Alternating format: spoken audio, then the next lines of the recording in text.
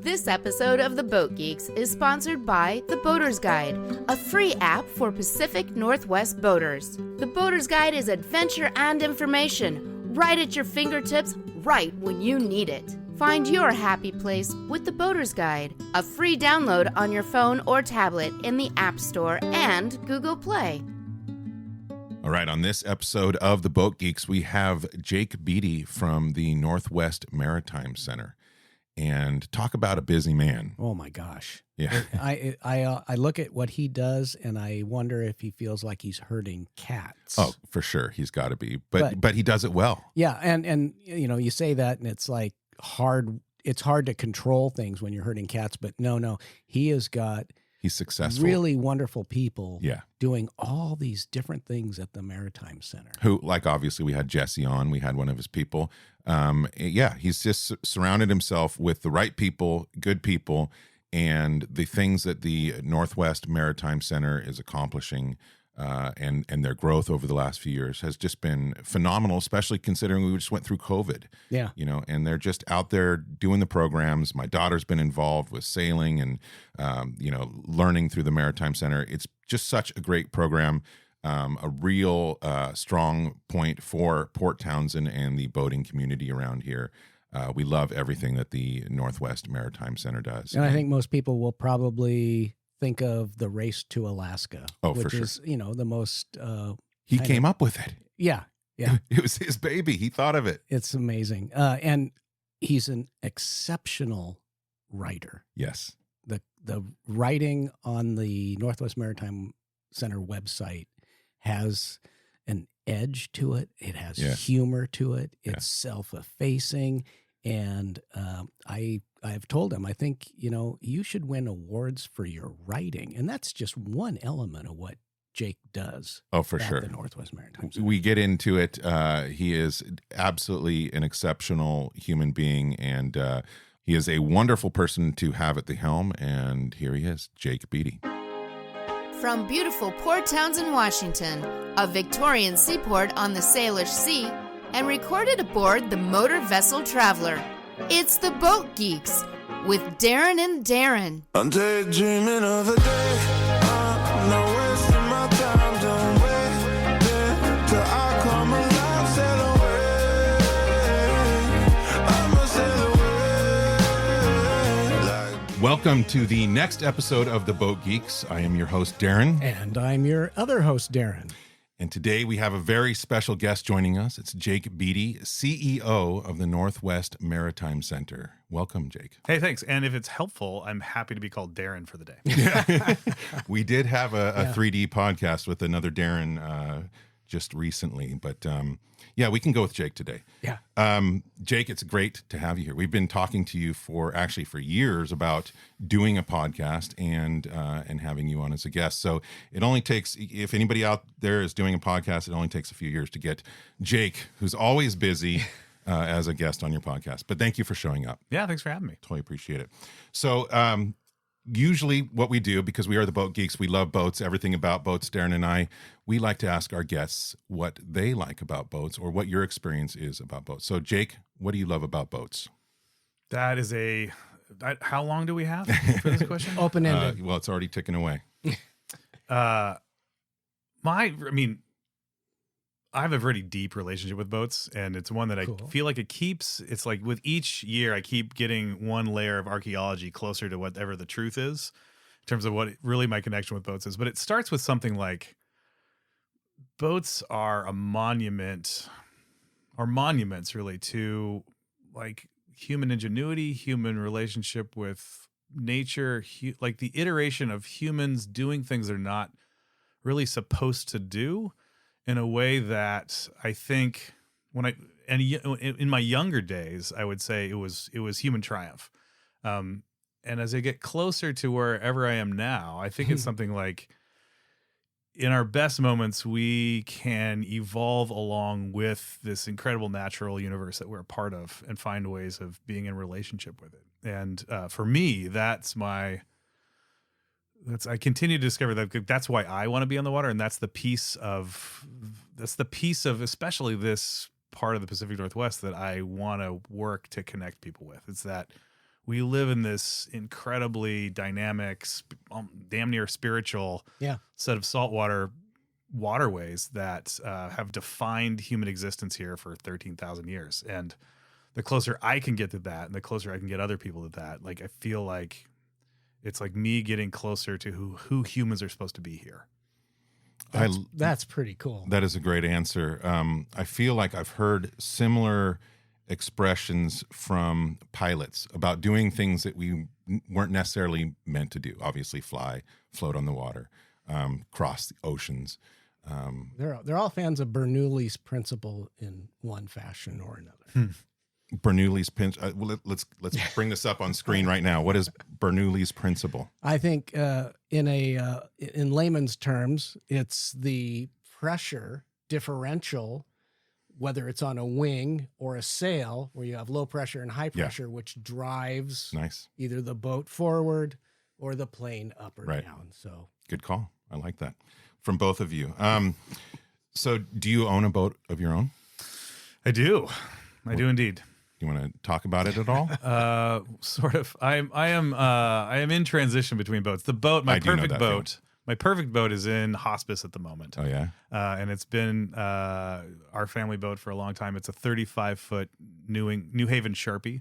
So it's a 35-foot sailboat, flat bottomed and 2 masts, and it was designed for being a work boat in the oyster farms in like the mid 18th century. Oh, wow. So it's like a Chesapeake Bay type boat, similar, but this was a Long Island Sound version. So it's So it's 6 feet of beam, 8 inches of draft, 15-foot long centerboard, and it's just simplicity. You're 8 inches off the water. Like it's fantastic, and it needs a new deck, keel, bottom, and sails.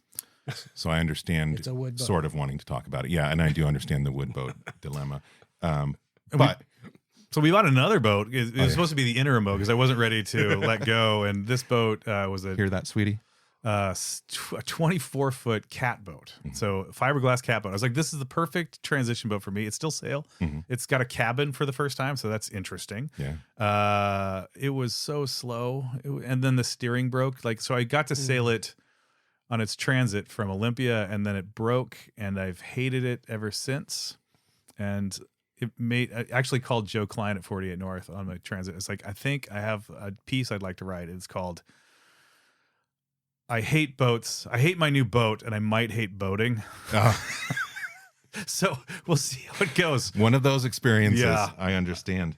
Well, then, so I understand that's a sensitive subject. Let's turn it to something a little bit more positive. Thank you. Which is the fleet of boats that the Maritime Center has. So many boats. So you can kind of say they're your boats as well, right? There's some positive areas of boat ownership out there with the Maritime Center. The one boat I am totally familiar with is the Admiral Jack, or one of the boats that I'm very familiar with, the tour boat. I've been on that once. My family's been on it, and that's somewhat of a new boat for the Maritime Center. Yeah. Yeah, we bought it. It's a Power Cat we bought a couple years ago, thanks to a very generous donor who saw the potential for it in our programs to be both something that we use during the school year as sort of a floating science classroom. Yeah. And we use that up and down Puget Sound, and both in support of our programs in Port Townsend, as well as our support of our programs kind of in the greater Seattle area. And then in the summer, it turns into an excursion boat where I run a maritime engagement and education nonprofit in Port Townsend, which is arguably the most maritimely dense city that I care to be associated with anyway. Yeah. And one of my perennial problems with my job was people would walk in and say, hey, how do I get on the water? And my answer was, well, you could get on that whale watch boat for $100 a person, and they just left though, or I don't know. So what in the summer it does is it's a 45-foot Power Cat that was a former foot ferry between Port Orchard and Bremerton that we just repurposed, and now it does. It's a low-cost way for people to get on the water in Port Townsend Bay in the summers. And it's a great, fun little boat, and highly recommend going for a ride if you're around there. Also, my family, I believe this. I don't know if this was the only one that you had, but if it is, then we've also gone out on Onward, which is the 26-foot rowing. Dory. Was there another one? I mean, we have several boats that kind of fit that bill, but right. Onward is the one that you're remembering it correctly. Yeah. So that was a lot of fun. That's rowing and sailing, and we did a little bit of both. We've gone out twice, I believe, with my family. A lot of fun, kind of an older experience, and a lot of imagination in my mind. These things coming off the tall ships and rowing aboard with their, whatever they have to trade, and their clubs to get some more sailors, hire some more sailors. So that's a fun boat. And then my daughter, we'll get into some of the events and the outreach that you do with the local community. But one of the areas that my daughter's been in your sailing camps every summer, and she's been taking out the Opties and the FJs. Yeah, is that correct? Yeah. So she's been learning on both of those, and you have a bunch of those. And then obviously you have some inflatables and some other. Actually, you have a sailboat too, right? We have several keelboats, yes. Yeah. So expand on the fleet from what I know. I mean, essentially, if there's a way to get people on the water, we're trying, either we have a boat to do that, Right. or we're trying to get one to do that. We tend not to do as much in the paddlecraft world, but we have, we have the sailing dinghies, like you mentioned, for our summer camps and sailing team. We host the Port Townsend area sailing team that travels around and competes and does great things.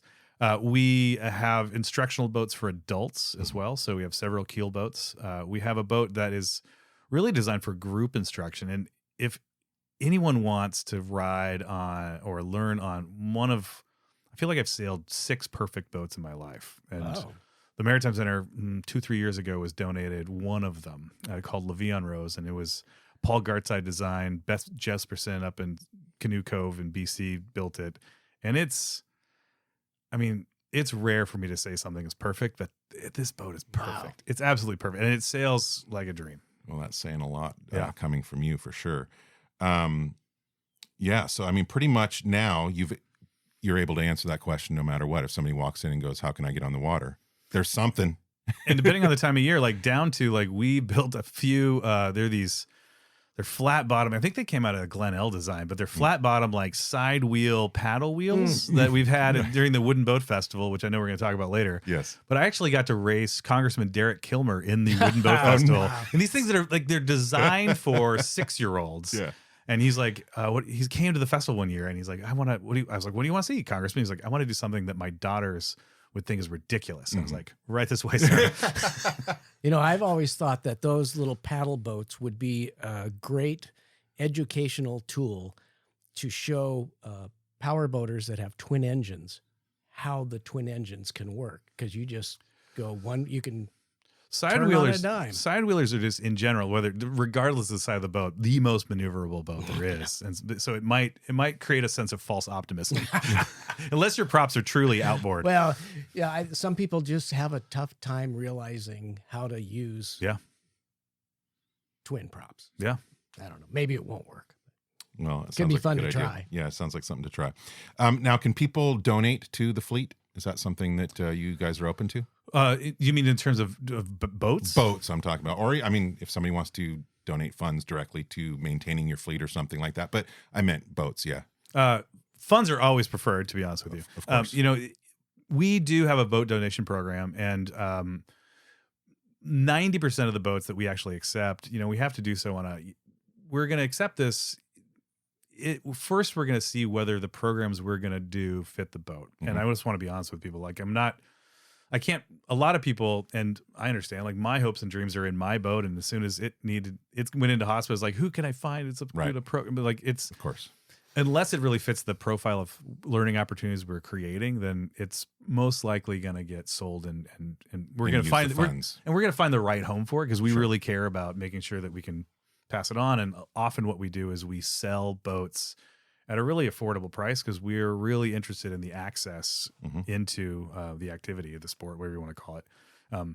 But it's probably 1% of the boats that we accept actually end up being part of our instructional fleet. Well, that makes total sense. All right, well, let's talk about the Northwest Maritime Center. Your mission on your website is the mission of the Maritime Center is to engage and educate people of all generations in traditional and contemporary maritime life in a spirit of adventure and discovery.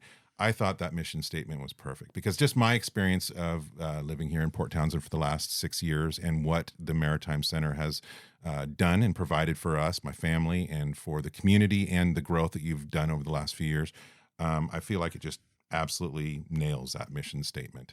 Thanks. Yeah. I mean, so, and especially the spirit of adventure and discovery. I've seen that with my daughter. So, you know, she started taking your sailing classes, 6 years ago. And it was really, she discovered sailing. And so I got to see that. And then she's gone back year after year. And we'll get into your outreach. But I also found the history of the Maritime Center very interesting. And my understanding is that it kind of the seed of it began with the first Wooden Boat Festival in 78. Does that sound right? I think it was 77. Yeah, that's correct. Yeah. So like, as I like to think about it, it's like the headwaters of who we are now started when all those hippies got around that campfire and decided to throw a party for themselves. And it became the Wooden Boat Festival, and 46 festivals later, minus however you do COVID, it's still going. It's still the biggest one in North America. And the history kind of goes, and this is inaccurate, but it's good enough for narrative purposes. This is a Reader's Digest version. Yes. Right? Yeah, it's close enough. Yeah. 10 years of Wooden Boat Festival led to then some programming for young people, which 10 years after that led to, hey, maybe we should find a home, which 10 years after that, the Northwest Maritime Center campus was built, and then we've grown into our campus since then. So it's, as of now, it used to be we were really festival driven and we do things around the festival. And now the joke of the Maritime Center is we'll do it in the slow season because like there actually isn't a slow season. Yeah. We're almost busier now than we are in August. Wow. Almost, not quite.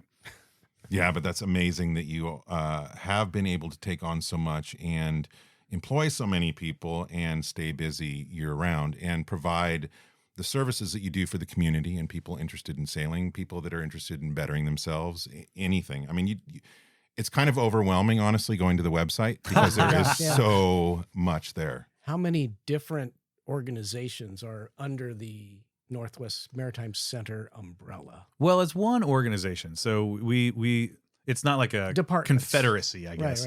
Right. There's some things that are, I guess, notable in that they seem like their own thing.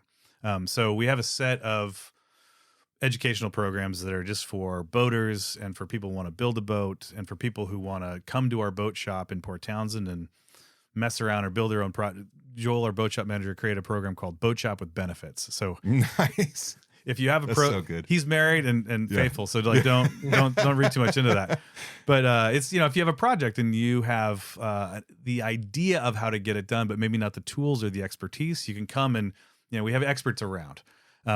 So we have that set of programs. We also have some navigation programs. We have a simulator that's for recreational boaters and for we actually right now today there's someone who's training for their pilot's exam, so they want to become a professional Puget Sound pilot. Mm-hmm. So they're up there on our simulator, making sure they know how to use the software so it doesn't get in the way of showing their aptitude. Sure. We've got on the water sailing classes. Mm-hmm. We have a library that is actually part of the public library system. So you can go on. I went online yesterday for the first time. Imagine this, 13 years in, I've never actually checked out a book. I've always just gone in, but I did that yesterday. You can check out a book with your regular library card. Oh, that's so cool. We have a rowing. We rent space for people with rowboats. So if you have a rowboat and you're in the area, you can store it there. There's a couple of rowing clubs that work out of there. Mm. We have a marine thrift store. So when I was coming up as an outward bound instructor who was living on the boat I was building, like there's no way I could afford to pay rack rate for bottom paint or marine hardware, anything really, rigging, sails. So like these consignment stores were really important to me. And they all kind of went out of business all at the same, like it was like 2012 and they had like all four of the big ones had gone out of business. So we started a different version. So it's a donation only around like, how do we just get more people doing stuff on the water, especially if they can't afford to pay rack rate at West Marine or whatever. 48 North is part of us, sailing magazine of record, I think, in the Puget Sound, Pacific Northwest. We have a whole set of races and rallies. So I do want to get to your events in terms of so 48 North, we saw them at the Seattle Boat Show just a few days ago. I've been reading that magazine since the late 90s. God, yeah. In Portland, Oregon. Totally. We used to go to West Marine, and when the issue would come out, and dream about coming up to the San Juan Islands, those of us that live down there. All right, so there's 48 Degrees North, and then also you recently acquired the Swan Hotel. Yeah, we did. Like all nonprofits that are maritime education focused. Of course you have a hotel. They buy a Victorian hotel. Who doesn't do that? Yeah. But I feel like that is such a perfect fit, again, for the Maritime Center, because you have all these events. You have people coming out during the summer for a lot of the camps and so forth. So it makes sense to me that you would acquire it. It's right next door. So tell me a little bit about that, how that came about and how it's worked out for. Well, the origin story went something like this. I was at a retirement party for Port Townsend's, outgoing city manager, David Timmons, and the owner of the hotel came up to me and said, kind of whispered in my ear, said, "Jake, we're thinking about selling the hotel, and we think you should buy it." And then I laughed as loud as I could at them. I said, "That is the dumbest idea I've ever heard." Yeah. Luckily, I have really smart board members, and it's for a couple of reasons. One, it's the only privately owned adjacent property to the Northwest Maritime Center's Port Townsend campus. So, we right at this point, we've got 80 plus employees on an ongoing basis. We continue to find things to do that makes us grow. If we're going to grow our facility, it's probably the only spot we can do that. Mm-hmm. So it's kind of a hedge against the future, but it's a going business concern. And one of the opportunities that I saw, both for our programs and whenever I think about what we're doing, I always think about sort of what's the Port Townsend GDP, like what's the bigger effect on our community. And before we owned a hotel, we could really only do as many programs as we can afford, because even if they break even, they don't really break even. Most education programs, you lose money on them. You do them for the mission. Mm-hmm. Hotel rooms make money. So if there's a way for us to pair the thing that makes money with the things that loses money, all of a sudden the question becomes not how many can we afford to do, but how many do people want? Yeah. And if we do them mostly when there's an opportunity for rooms in the Swan, which, it's that after the Wooden Boat Festival in September, all the way through, through the winter and into the spring, mm-hmm. we can bring new visitors to Port Townsend, mm-hmm. and that actually helps the whole downtown core as well. Yeah. So it's a win-win-win-win-win. Yeah, we like those. Oh, yeah. Absolutely. Okay, so with the center itself and this whole facility that you have. So this, I think it began construction in 2008, finished construction in 2009, and has just been a hub of boating activity and education in the Port Townsend area. Obviously, I said my daughter's been involved in the camps, and I've even been involved in some of the adult education programs there. A lot of amazing facilities and resources for people. Can you kind of expand a little bit on the education side of things and where that might be going for the Maritime Center now and in the future? Sure. I mean, it's interesting.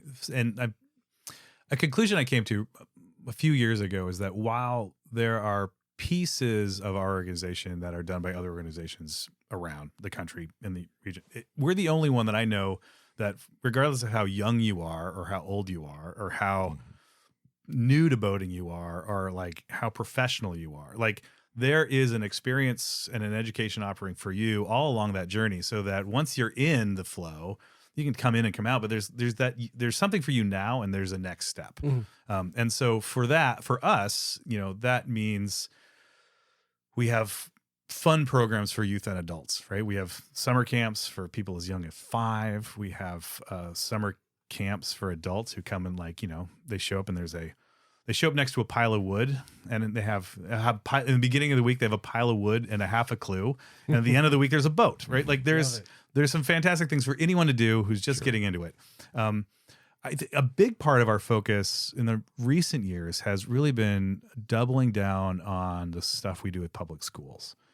For a long time, and I'm going to get the years wrong, but let's say conceptually 17 years, mm-hmm. We've been working with every single 7th grader in Jefferson County who come to the Maritime Center for a 1 to 2 week experience we call the Maritime Discovery Program. Mm-hmm. And our instructors work with their teachers to not just create a field trip, but really to create a learning immersion experience where what they're learning in their regular classes are informed and animated and contextualized by a maritime lens. Mm-hmm. And so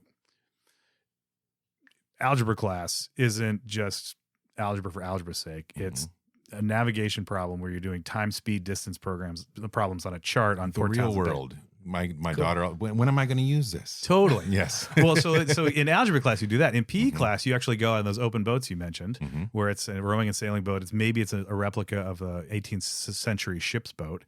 And you're learning how to row and sail, but then you row and sail the navigation plan you made in algebra class. Wow. Then you come and learn about the history. There's a boat that's built. So it's this, when am I going to learn this? You're going to need to know it like tomorrow, because you're going to have to actually test what you did and apply it. And I love it because it's actually how the world works, right? Like the subjects, it's not like you do math in your job and then you do English, right? Like it's all the reasoning and all communicating all at once, right?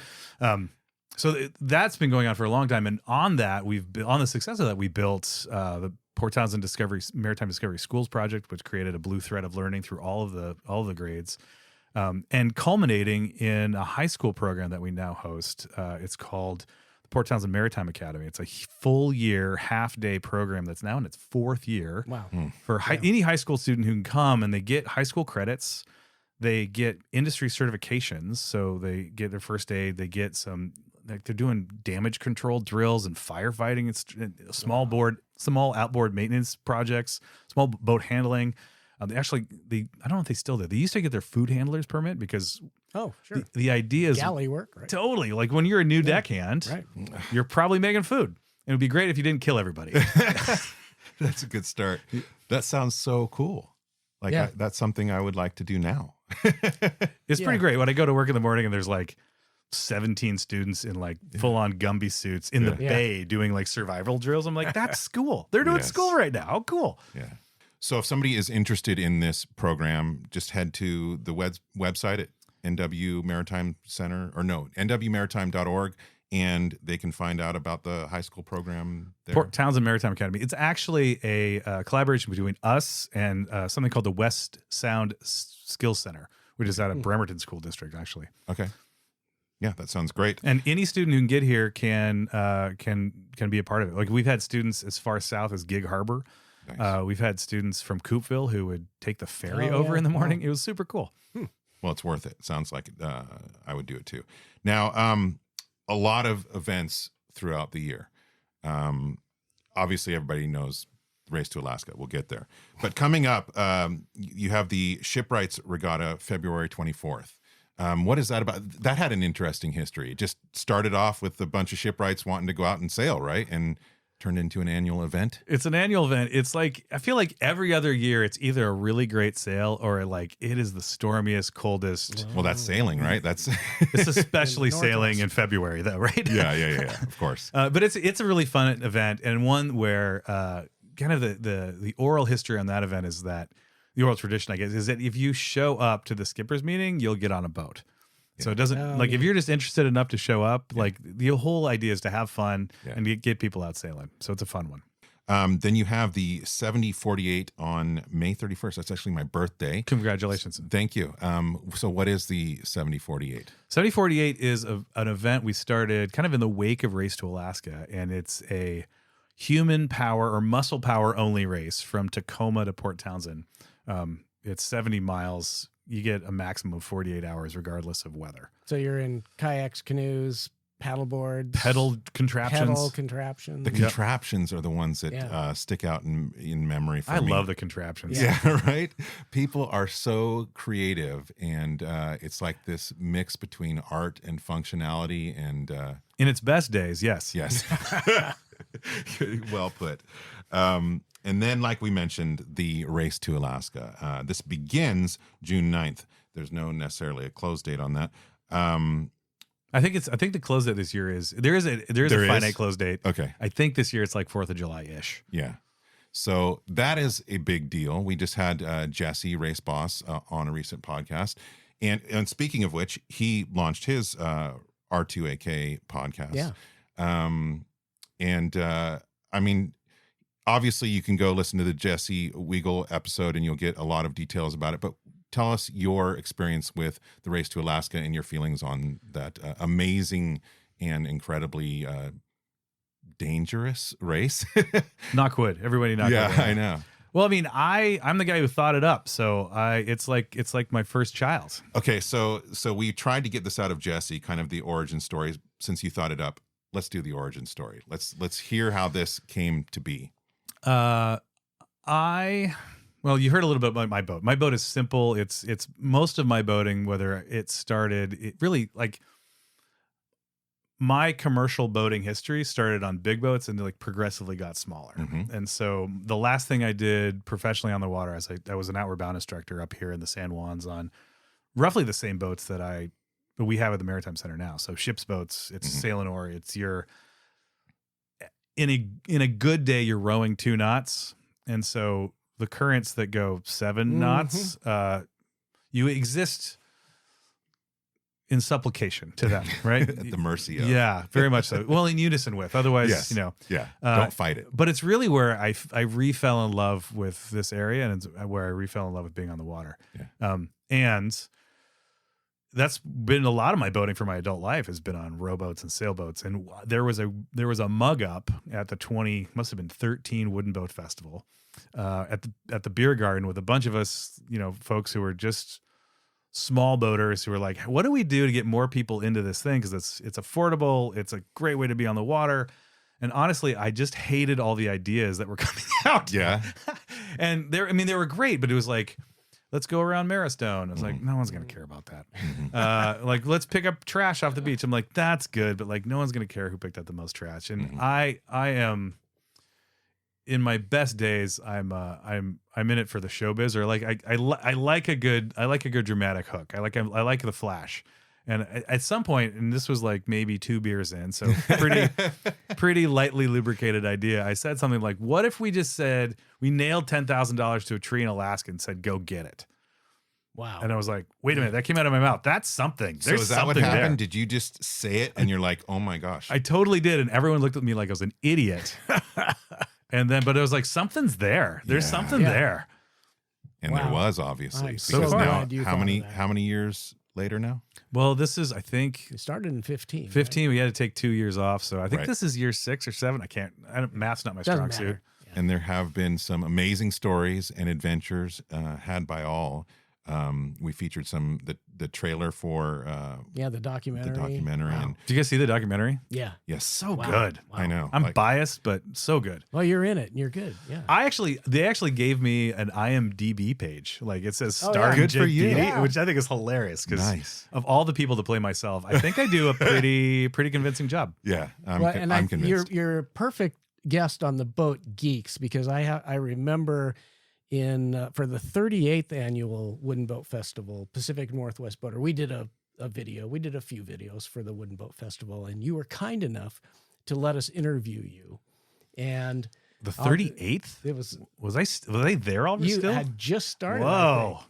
I was just a pup. Yeah, you were brand new, but you're in the video, and we'll have to play the clip because Here it it's is. great. It's my favorite part. Well, that and the Virginia 5 going out of Point Hudson, that was always thrilling. But you basically said you are just a boat dork. I am. I still and am. I loved that, because that's Yeah. I'm like, oh, you're my kind of guy. We were Yeah. this close to calling ourselves a boat dork. But But there's a copyright infringement. yes, clearly. exactly. You have it.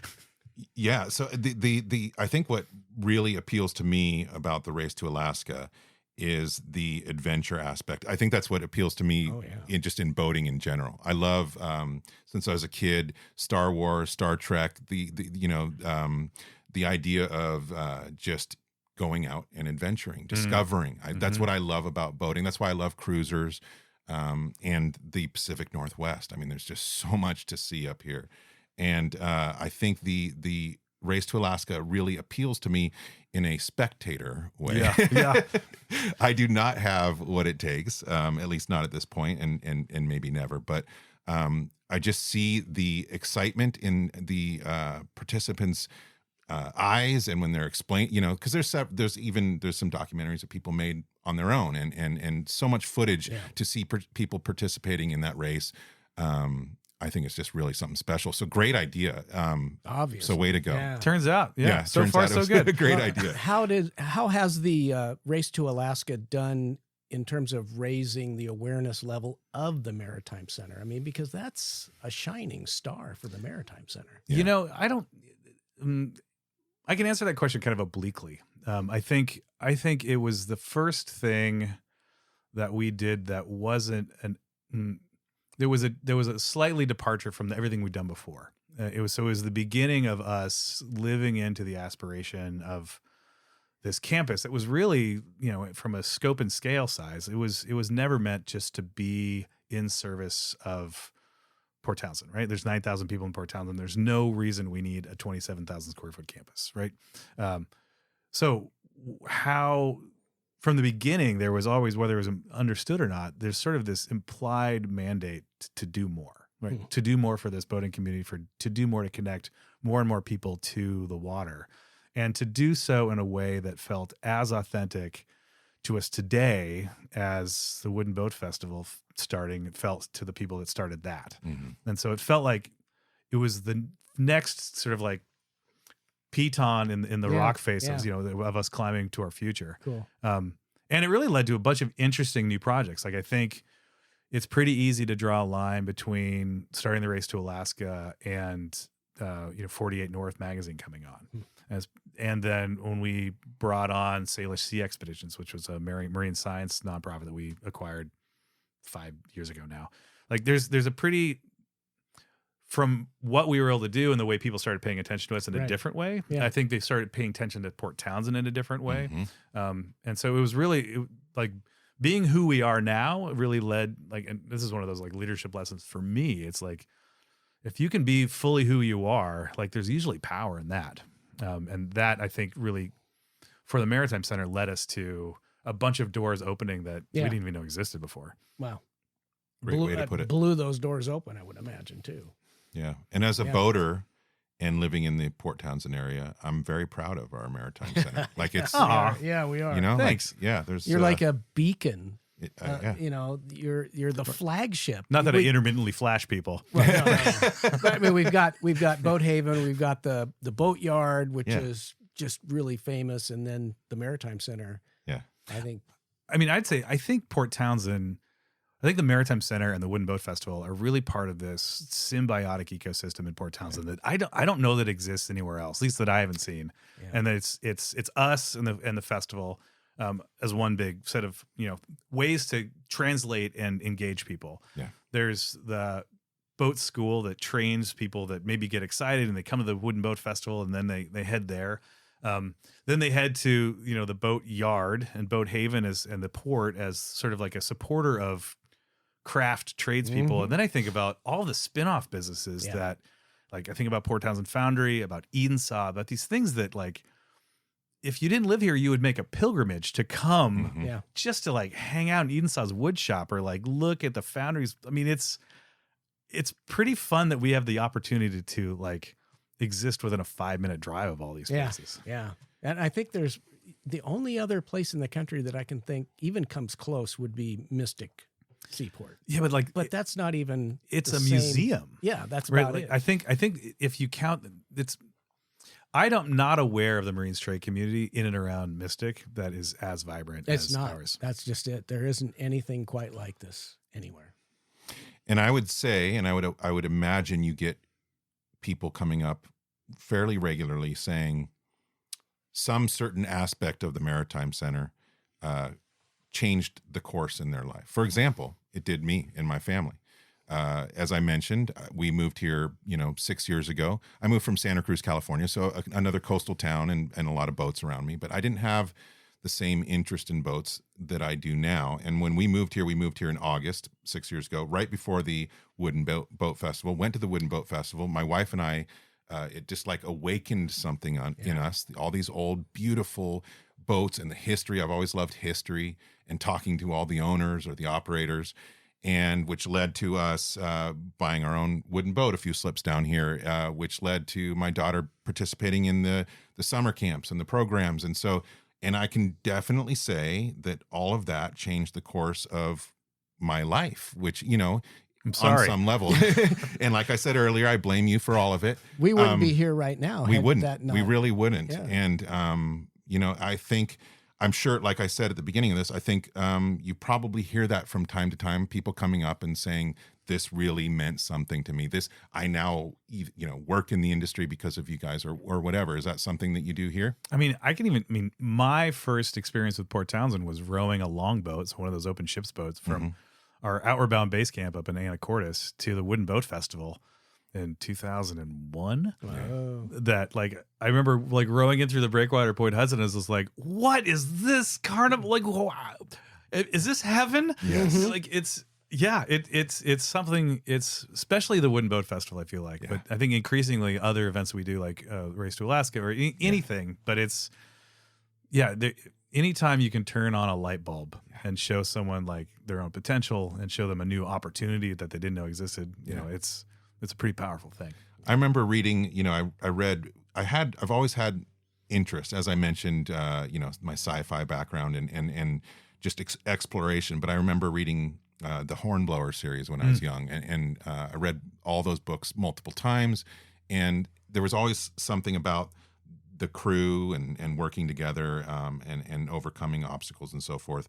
But yeah, I think speaking of the Wooden Boat Festival, it is something magical. And let's talk about the Wooden Boat Festival, because obviously that's something that people around the world are aware of. I mean, I've talked to people that, you know, from as far away Australia that know about the Wooden Boat Festival in Port Townsend. So what is your experience with it? What have you seen change over the years and the growth? And tell us a little bit about the festival. Well, it's easy and maybe too easy and too simple and falsely simple to start with, like, what it is, right? It is a gathering of wooden boats and wooden boats enthusiasts, and the biggest one in North America. So I think ours has, you know, depending on the year, between 200 and 300 boats, both in the harbor at Point Hudson and on shore. And sometimes it is heaven, like you said. So good. It's so good. And the reason I love it so much, even at just the boat level, is that it is an expression of the wooden boat culture of here,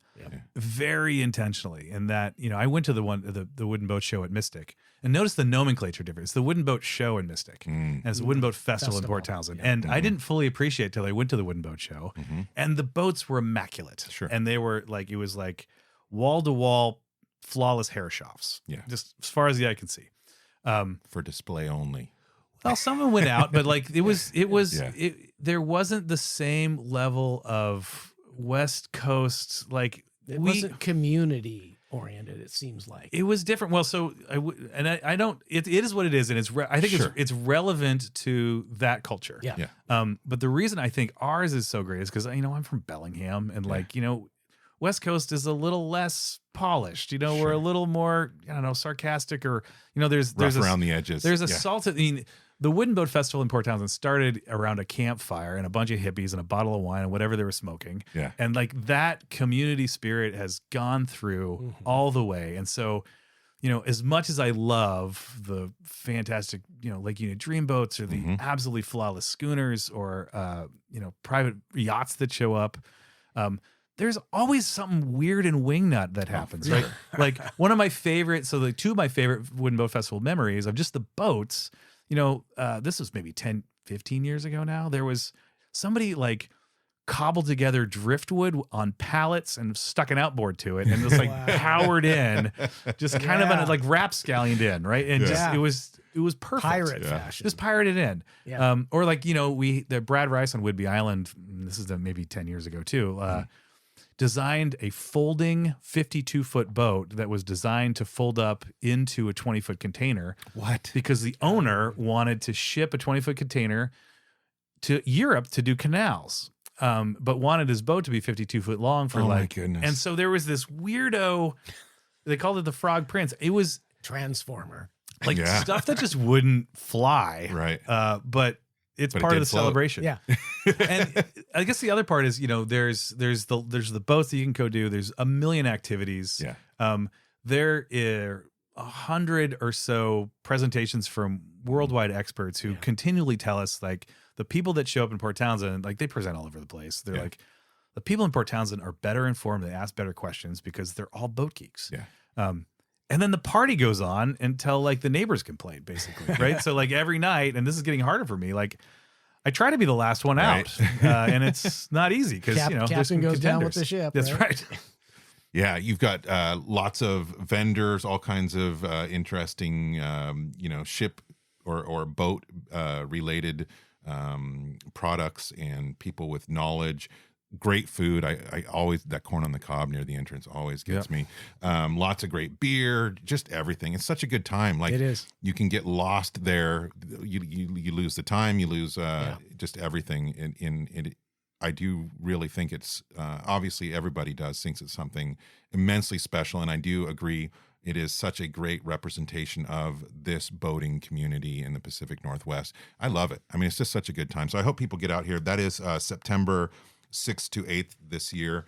I think another thing that sticks out for me with the boat festival is that when you go there, it's not about any particular kind of boat. Like you said, you have people that have a little rowboat that you can see how much love they have for that boat, and just every aspect, and you can see it in the workmanship and how much they're caring for it and just cleaning it off after people, and they love that boat. And then up to 60-foot working boats, that are not showroom polished, but have so much interesting, history, and the people that are on board want to talk to you all about it. And it's just a great time. I think the passion is the It's the passion. It's the comment. There was a few years ago. There was an all purple boat. It was like painted purple. The interior is purple. The owners I remember wore that. purple. It was weird. My wife's favorite color is purple, so we noticed. They were way into it, and I was like, "You okay? Yeah. Good on you."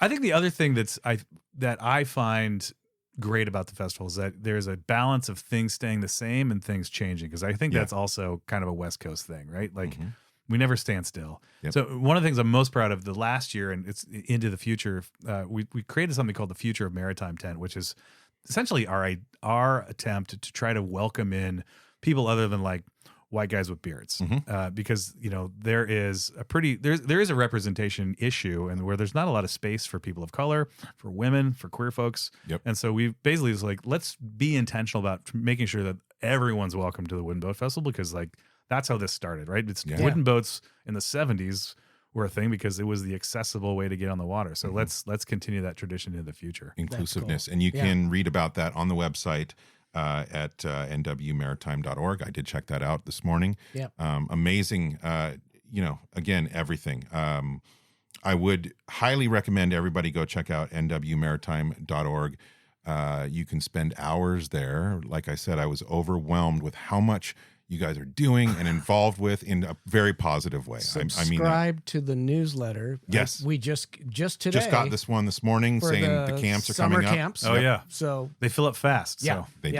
Yeah. So I was just talking. don't release this till you sign up with your daughters. I know, right? Like, we were driving. My wife dropped me off, and she's like, "Oh, well, then we got to get her signed up right away." Yeah.